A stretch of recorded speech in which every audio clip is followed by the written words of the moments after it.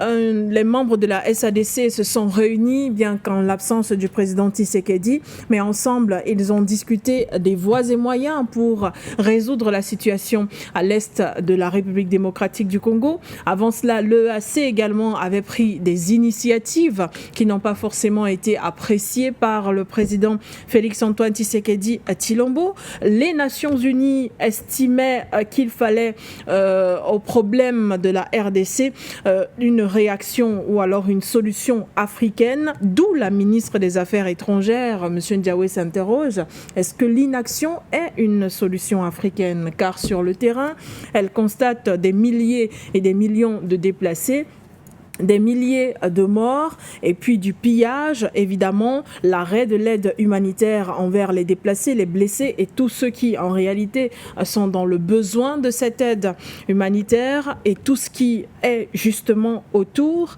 Peut-on réellement en vouloir à Madame Teresa Wagner pour son discours tenu au Conseil de sécurité du 28 janvier dernier, compte tenu de la situation actuelle à Goma? Oui, madame. Madame, je suis très choqué par ce qui se passe en RDC. Oui. C'est une situation très grave, très grave d'ailleurs, qui appelle au sens de la responsabilité. La responsabilité. Il faut que nos dirigeants, les chefs d'État, apprennent à avoir qu'ils aient un sens de la responsabilité très élevé. Vous savez, lorsque nous montons sur les plateaux à longueur de journée, depuis 15 ans, nous mobilisons des jeunes, des jeunesses africaines qui se structurent et s'organisent en créant des outils comme votre outil, For You Media. Et qu'en face, vous avez des intellectuels et des dirigeants qui blaguent, qui vous regardent et qui se disent, bon, c'est des bluffeurs. C'est ça la conséquence. Il faut le dire aujourd'hui, tous coupables, c'est ça la conséquence. Lorsqu'on fuit des solutions aux problèmes pour se réfugier derrière des outils qui n'ont rien apporté comme solution, comme MINUSCA, Conseil de sécurité, ça a apporté quoi comme solution en RDC depuis 50 ans? La MINUSCA est au Congo depuis l'assassinat de Lumumba. Et vous avez encore des dirigeants qui arrivent aujourd'hui au pouvoir au Congo et qui pensent qu'ils peuvent trouver des solutions aux problèmes du Congo en s'appuyant sur ces outils. C'est du rêve. C'est du rêve. La crise du Congo, dans cette crise, l'intelligence humaine africaine est mise au défi. L'intelligence humaine africaine est mise au défi. Elle passe par quoi? Elle passe par les principes des traditions africaines. Je suis désolé. Je serai un peu dur. Peut-être même très dur. Le principal dirigeant du Congo en est le responsable. Il a été élu au suffrage universel par le peuple congolais. Il a été élu par ce peuple qui a eu confiance en lui et qui lui a remis les destinées du pays. Monsieur Tshisekedi, en tant que président,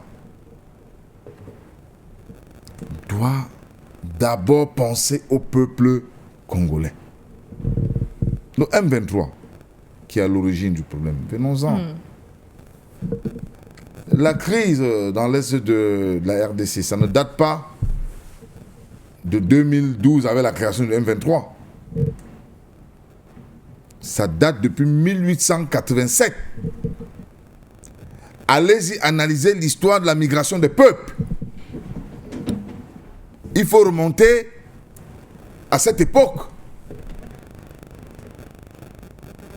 Vous avez un peuple qui vit à cheval entre 3 frontières. Le Rwanda, le Burundi, la RDC et l'Est et le Kivu. Les Tutsis. Un peuple qui s'est déplacé en masse avec le génocide. Et quand ils se déplaçaient en masse avec le génocide, ils allaient chez leurs cousins. Ils n'allaient pas en territoire étranger. C'est exactement comme si vous demandez au Baya qui est après Garaboulaye, c'est-à-dire qu'après la frontière, qui a sa maison après la frontière, dont le cousin est Baya du Cameroun. Vous lui dites que quand ça tire en Centrafrique, qu'il n'est plus camerounais. Mais il va vous dire qu'il ne tient pas compte des frontières tracées par les Blancs. Justement, Monsieur Ndiaye, pour vous relancer un tout petit peu, le président rwandais, il y a de cela pratiquement 3 ans, dans une réponse au président Félix-Antoine Tshisekedi Tshilombo, estimait qu'il fallait aujourd'hui se séparer du paradigme dans lequel on reste accroché aux frontières qui ont été tracées, je cite, par le colon, pour se réunir et opérer un nouveau tracé, justement. Est-ce que ça figure parmi les solutions aux problèmes à l'est de la République démocratique du Congo? Il faut s'asseoir et voir les choses en toute réalité. Le président du Burundi, qui a été un des médiateurs de cette crise, pourquoi il a été bloqué? Parce que lorsqu'il avait dit, il avait dit, bon, ok, maintenant il faut s'asseoir, identifier qui est rwandais et qui est congolais. Dans cette zone de l'Est du Kivu, il y a eu un problème. Il y a eu un problème. Un enfant dont les parents ont émigré en RDC depuis 1994, depuis le génocide, qui est né en RDC et qui n'a pas eu de papiers, parce que la zone était instable, on n'a pas pu, l'administration n'était pas établie. Lui, il va être quoi? Il connaît quoi du Rwanda? En toute honnêteté, il connaît quoi du Rwanda, cet enfant? Il faut élaborer les critères. Il ne suffit pas de dire qui est rwandais et qui est congolais. Je vous prends un cas très pratique qui est courant. Parce que ces enfants qui ont les armes aujourd'hui là, ils ont 25 ans. C'est les enfants qui sont nés après le génocide. Et qui sont nés en territoire congolais. Qui sont nés en territoire congolais, qui ne connaissent rien du Rwanda. On fait comment avec eux? C'est ceux-là aujourd'hui qui vous disent, vous nous demandez de partir quelque part où on ne connaît personne. Nous sommes nés au Congo. Nous sommes des Congolais, le Kivu, nord et sud, c'est notre territoire. Donc, il faut une solution intelligente, mes très chers frères. Et c'est là où je dis, le président Tshisekedi devrait faire preuve de beaucoup d'intelligence pour régler le problème, la crise dans cette zone. Mais aujourd'hui, le M23 a pris possession de Goma. Je suis meurtri. Je suis meurtri parce que je suis un démocrate, je suis un fervent défenseur des principes démocratiques. Mais pourquoi le M23? Comment le M23 a fait pour prendre la ville de Goma? Lorsque le président Tshisekedi arrive au pouvoir, il y a 7-8 ans, je ne sais plus trop, 6 ou 7 ans, il connaît l'existence de ce problème. Pendant les 5 premières années, qu'est-ce qui a été fait pour empêcher qu'un matin le M23 prenne Goma? Qu'est-ce qui a été fait? Gérer, gouverner, c'est anticiper, c'est prévoir. C'est bien beau tout ce qu'on dit aujourd'hui. On tape sur Kagame, on tape sur X, sur Y. Non, nul ne peut se prévaloir de ses propres turpitudes. Le temps n'est pas au jugement. Cherchons une solution pour sauver les vies humaines. Cherchons une solution pour sauver les vies humaines. Président Kagame, qu'est-ce qu'il a à voir dans ce conflit? Qu'est-ce qu'il a à y voir dans ce conflit? Alors, maintenant que ces 2 questions sont posées, je vais donc vous donner la réponse. Allez-y. Je vais donner la réponse. Le M23, c'est la France et l'Union européenne. Le M23, c'est la France et l'Union européenne. C'est la guerre du contrôle des minéraux. C'est la guerre du contrôle des minéraux. Alors, je vous explique. Kabila arrive au pouvoir. Il prend le pouvoir. Le musée est tué. Son fils succède. Le pays est en lambeaux, déchiqueté. Moi, je connais le Zaïre. J'ai connu le Zaïre et je connais la RDC. Pour avoir été, parce que j'ai eu des parents qui ont travaillé là-bas. Donc, je connais ce pays-là. C'est un de mes pays que j'adore d'ailleurs, j'affectionne. D'ailleurs, chez moi, vous n'écoutez que la rumba congolaise. C'est mon pays. Donc, Kabila, Joseph Désiré, Laurent Désiré Kabila, après avoir pris le pouvoir, analyse la situation, il n'a pas les moyens. À un moment donné, il bascule vers la Chine. Il bascule vers la Chine. Parce que les Occidentaux sont dans le jeu trouble. Et donc, il ouvre pour tenir l'État, pour gérer, pour assumer les dépenses régaliennes. Il tombe entre les mains des Chinois. Ce qui va d'ailleurs être l'une des raisons de son départ. Parce qu'il va tellement donner les mines aux Chinois que les Occidentaux vont comprendre que il est difficile pour eux de surfer. Et donc vont commencer à financer tout ce que vous connaissez. Il n'est pas congolais, une opposition contre lui. Il n'est pas congolais, c'est un ceci, c'est un voleur. Bref. Mais il va quand même avoir l'intelligence, au bout d'un moment, d'éviter une autre guerre civile à la RDC. Donc il ne va plus se représenter aux élections qui ont permis à Tshisekedi de devenir président. Il aurait pu modifier la constitution aussi. Mais il avait compris que le faire serait détruire le début de restructuration de l'État qu'il avait amorcé.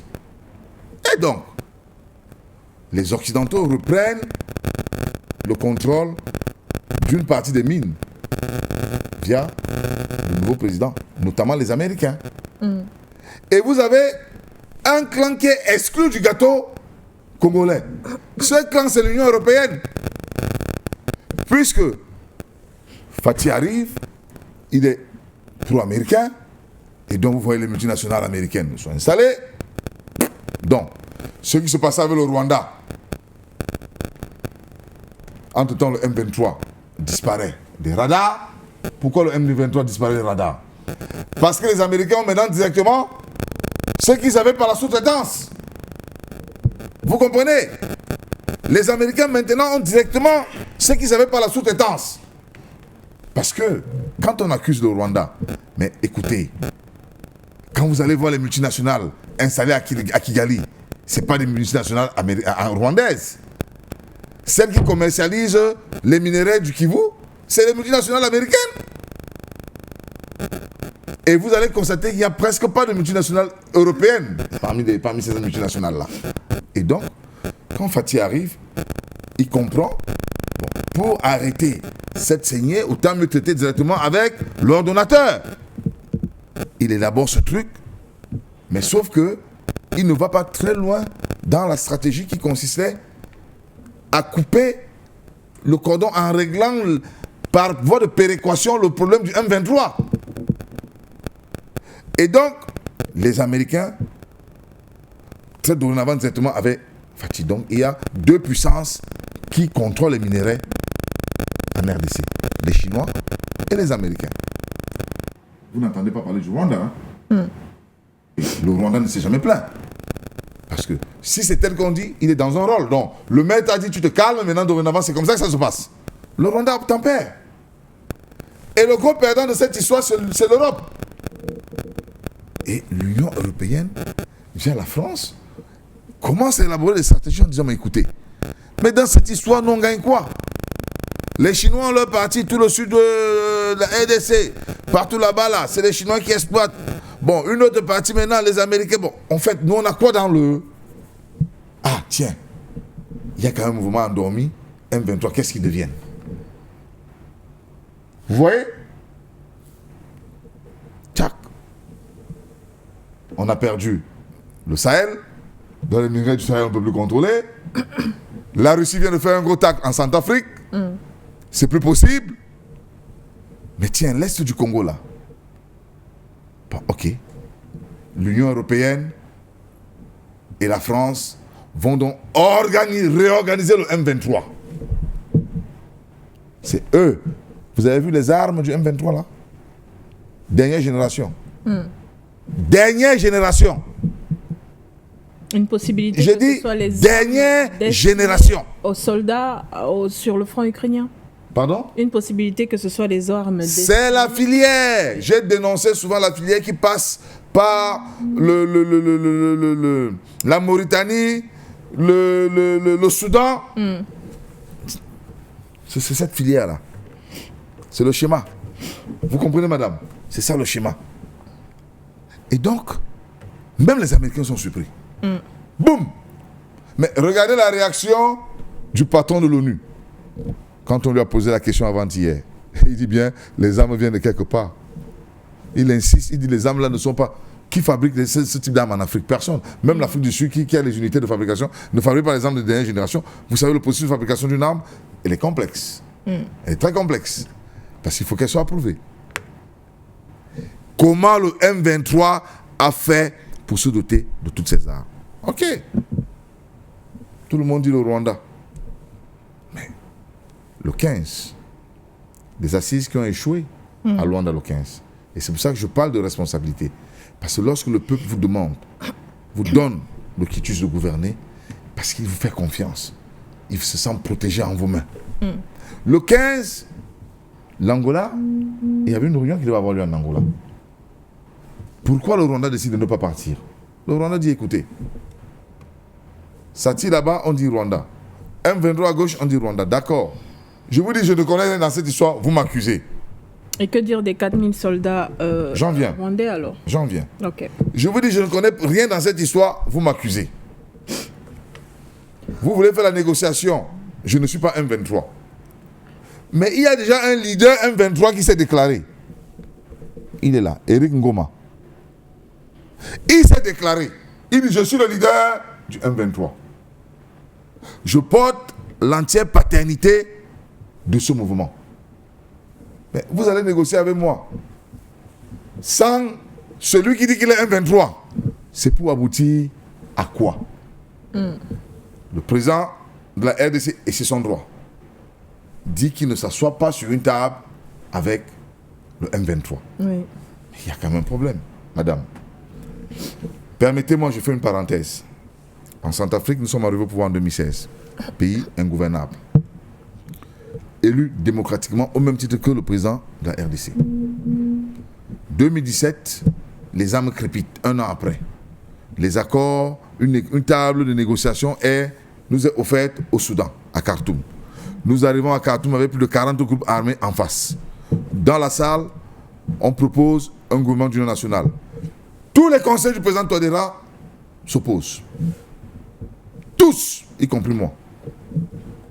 On s'oppose. C'est pas possible, monsieur le président.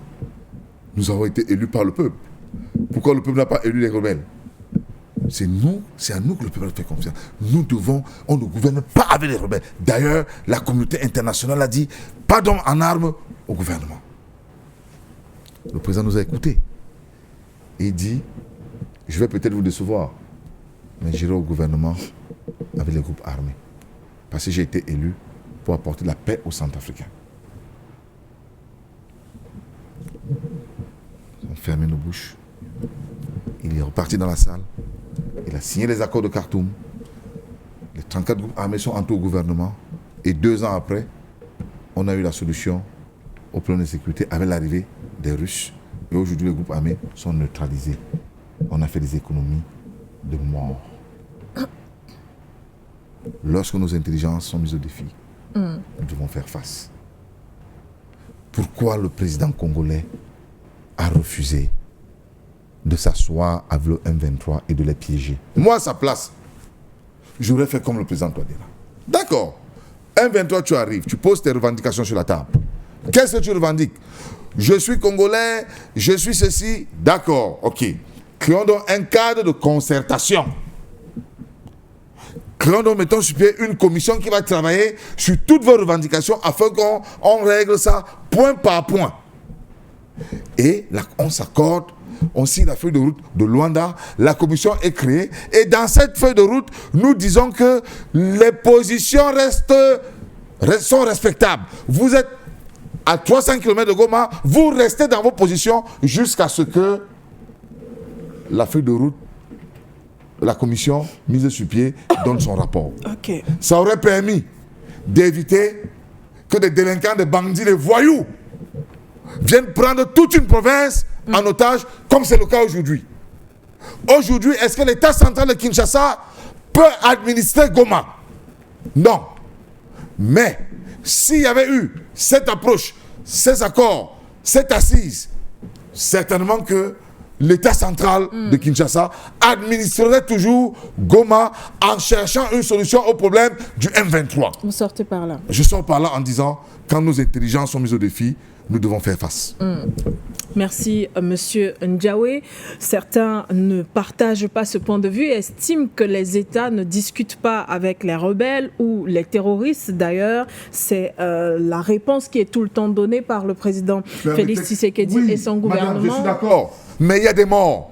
Nous ne discutons pas avec les rebelles. D'accord, il y a des morts. Aujourd'hui, qu'on n'a pas discuté avec les rebelles, une ville est entre les mains des rebelles. Et je suis désolé, la communauté internationale ne va rien faire. Parce que cette cacophonie, ça les arrange. C'est elle qui a créé cette cacophonie. Si nous voulons continuer à surfer avec les principes de la gestion démocratique occidentale, nous allons nous fourvoyer. Autrement dit, nous ne revendiquons pas panafricanisme. Le panafricanisme, c'est un humanisme. Le panafricanisme, dorénavant, doit chercher des solutions par lui-même et arrêter les principes et les dictons qui nous sont imposés par l'Occident. Nous ne discutons pas avec les rebelles, c'est des rebelles. Oui, mais ces rebelles, c'est des Africains. Ils ont des revendications.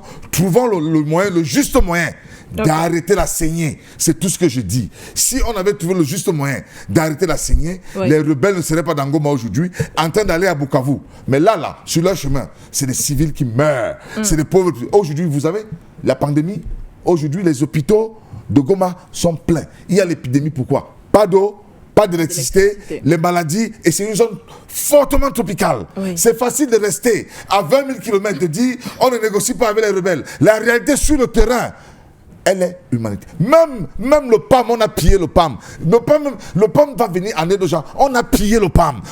Aujourd'hui, c'est le M23 qui contrôle la ville. Le M23 contrôle la ville. On aurait pu éviter que le M23 contrôle la ville en faisant une parodie de négociation qui allait permettre de maintenir le M23 dans ses positions en brousse et trouver des solutions rapides.